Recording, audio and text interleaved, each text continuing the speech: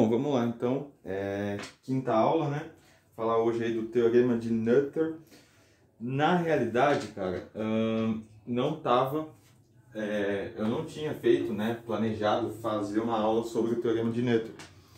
Porém, como lá no final, eu estava na verdade planejando em fala dele só no final, mas apenas comentar, passar a ideia para que a gente pudesse fazer a relação, né, que tem das simetrias, as leis de conservação associadas, para a gente falar do tensor de energia-momento.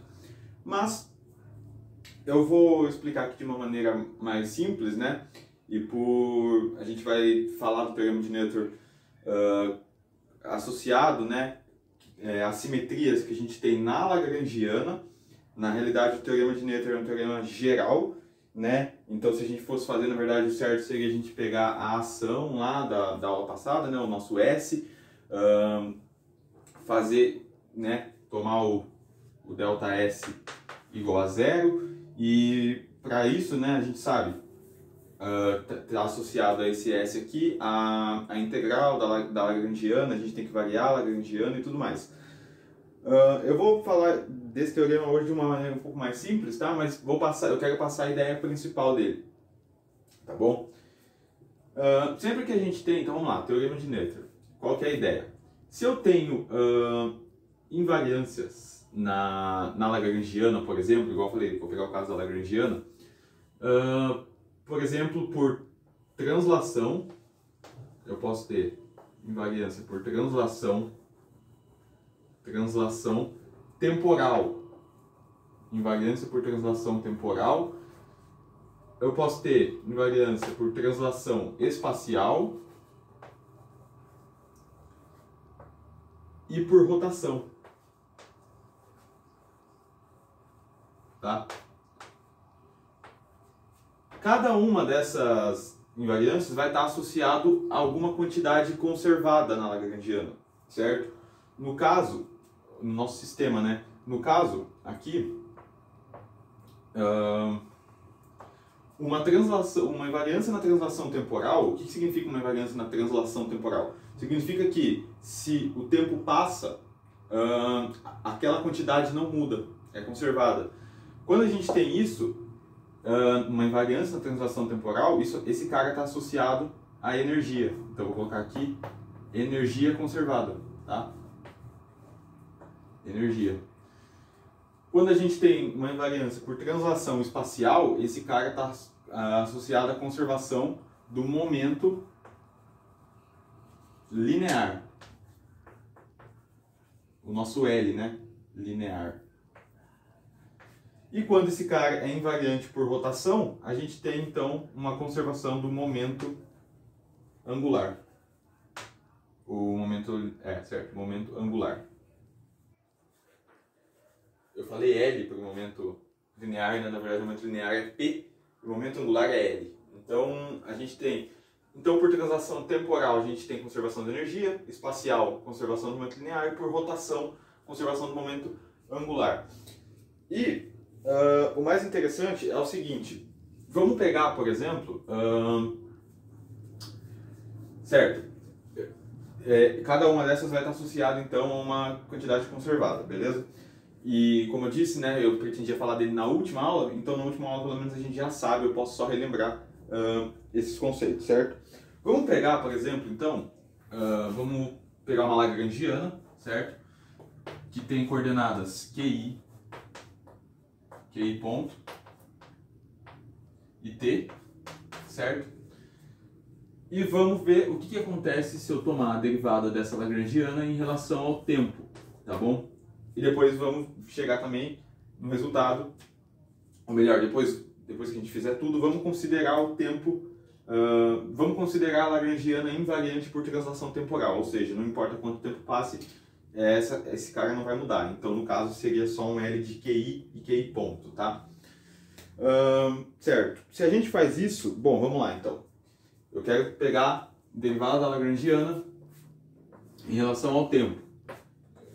Aqui eu posso usar a regra da cadeia, né? Então isso daqui vai ser uma soma em I de deriva com relação ao primeiro aqui, então dρ de L, dρ de QI. Só que esse cara D-ROM de L, D-ROM, certo. Melhor, D-ROM de L, D-ROM de T, né? Aqui não, tá certo, D-ROM de QI, tô viajando. DQI, e aí sim com relação ao tempo, DT. Mas, agora com relação ao segundo termo, então, D-ROM de L, D-ROM de QI ponto, D-ROM de QI ponto, DQI, DQI ponto no caso, DT. A soma está nesses caras aqui, né? Então, aqui mais D-ROM de L, DT. Beleza? Então, fica dessa forma. E aí, olha só, eu posso considerar o seguinte aqui. Se eu pego... tá, vamos lá. Eu usei a regra da cadeia, aqui tudo bem. Se eu tomar, eu sei que, pelo menos, eu acho que eu falei na aula passada, né? Que quando a gente tem a notação com ponto, isso aqui é DDT do cara que está, né, com ponto. Então, no caso aqui, QI. Então, se eu colocar no lugar de QI ponto, só um minutinho, gente. Ok, fui brevemente interrompido, mas estamos de volta. Vamos lá. Onde parei? Ok, derivada do... Ok, derivada do... Tá, anotação com ponto significa uma derivada temporal. Então, no lugar de QI ponto, que aparece aqui, eu vou colocar DDT de QI. Além disso, eu posso ainda usar, na verdade, ao invés de eu fazer isso, vai ser mais estratégico a gente pegar a equação de Euler-Lagrange, que é o que? D-ROM de L, D-ROM de QI, igual a DDT de D-ROM de L, D-ROM de QI ponto. Né? Só passei esse termo para o lado direito. E aí onde aparece D-ROM de L, D-ROM de QI, eu vou colocar DDT de D-ROM de L, D-ROM de QI ponto, justamente para que eu possa né, colocar em evidência esse cara. E aqui aparece um D-ROM de L, D-ROM de QI. Então, tomar aqui D-ROM de L e D-ROM de T vai ser uma soma sobre I de... Aí aqui eu substituo DDT de D-ROM de L, D-ROM de QI ponto. Aí eu tenho esse cara, né?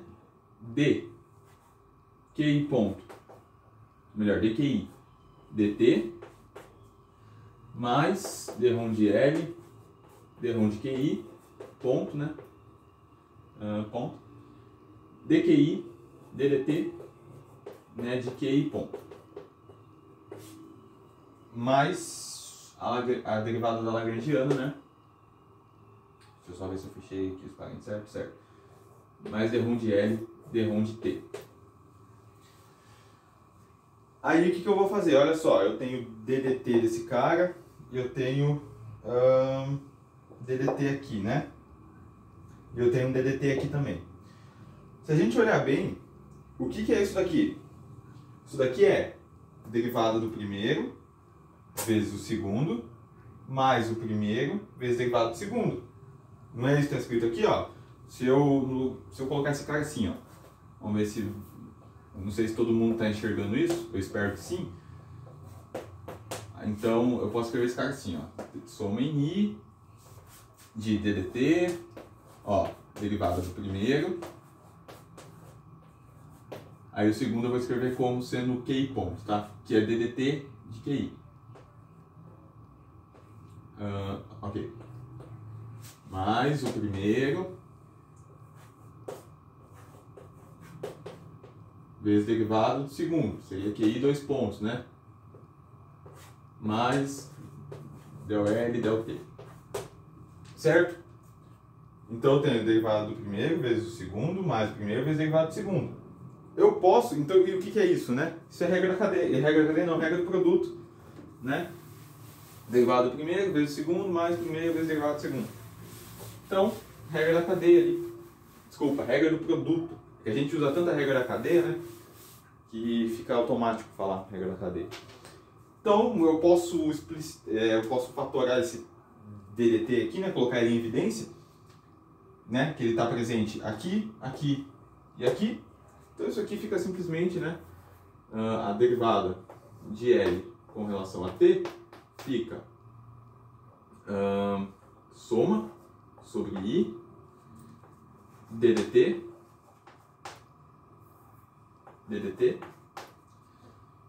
de...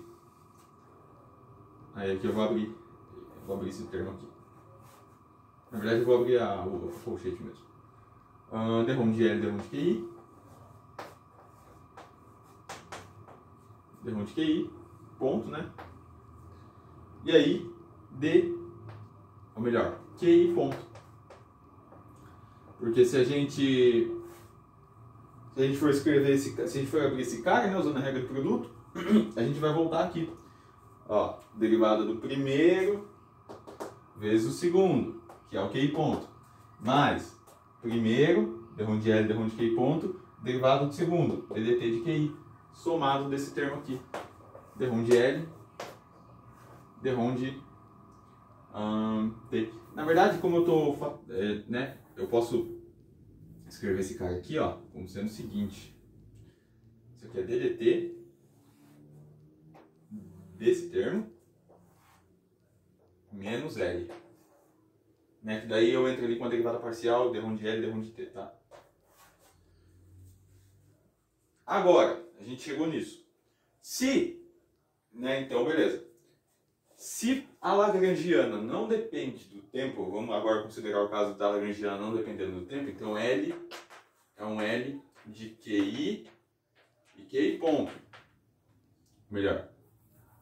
QI ponto não, porque ela não depende do tempo. Vou colocar L de QI. Se ela não depende do tempo, eu posso colocar QI ponto, tá? Porque, né, variação da coordenada em relação ao tempo, mas ela não depende do tempo, esse cara aqui vai ser zero. É justamente nisso que a gente vai chegar, na verdade. Porque se ela não depende do tempo, esse cara aqui, derrom de L, derrom de T, é zero.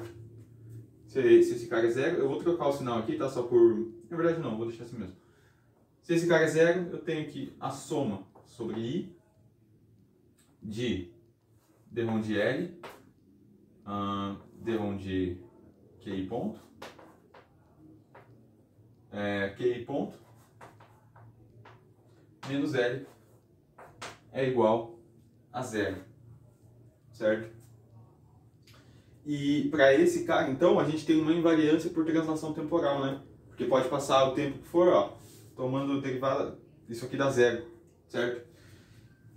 E no caso, toda vez que eu tenho, e como a gente viu, né, quando isso aqui está associado a uma invariância na translação temporal, está associado a isso aqui, então, uma lei de conservação da energia. Então, esse cara aqui está relacionado à energia. Isso daqui é o que a gente chama de H, tá? H, que é a integral de Jacobi. Integral de Jacobi.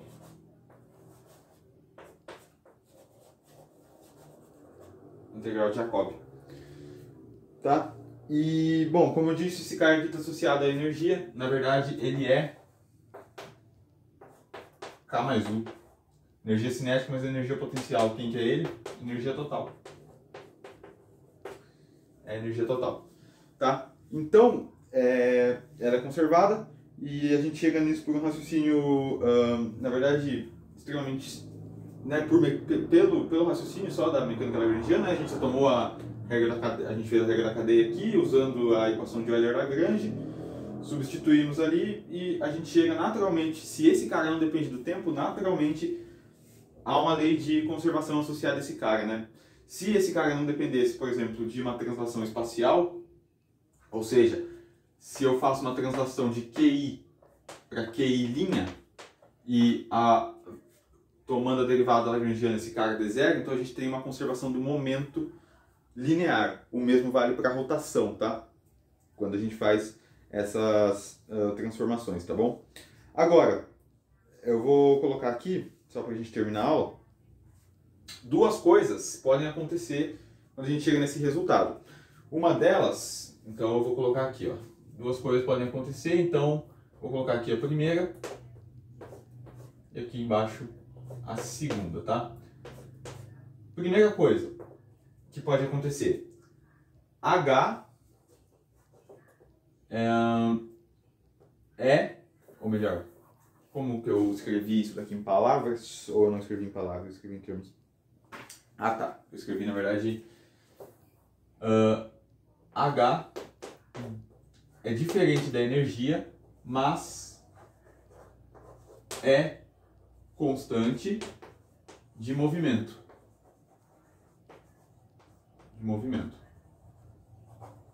Então, o nosso H pode não estar associado à energia, só que ele é uma constante de movimento daí, certo?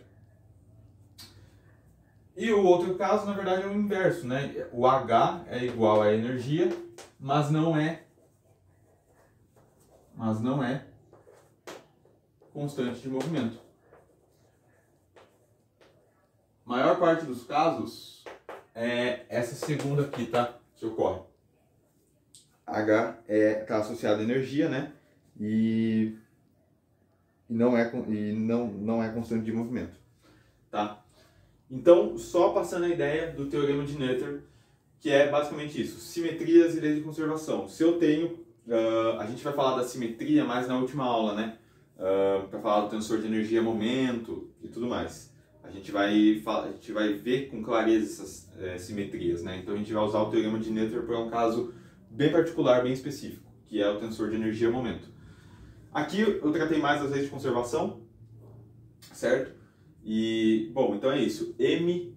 Noether, deixa eu colocar o nome dela aqui, ó, foi uma matemática alemã do século XIX, eu acho, que percebeu isso, tá? Que percebeu então que toda vez que se eu tenho uma translação temporal, né, se a lagrangiana é invariante por translação ou temporal, ou espacial, ou rotação, então há necessariamente uma lei de conservação associada a esse sistema, no caso a lagrangiana, mas como eu falei, isso vale para um caso mais geral, né, o teorema de Noether é um caso mais geral, e também a gente consegue encontrar simetrias no sistema físico, beleza? Então, bom, a aula de hoje foi isso aí. Teoria clássica de campos. Na próxima aula a gente vai falar então aí sim a gente vai entrar, né, em lagrangiana de um campo, a natureza da lagrangiana de um campo, como nasce a lagrangiana de um campo. Beleza?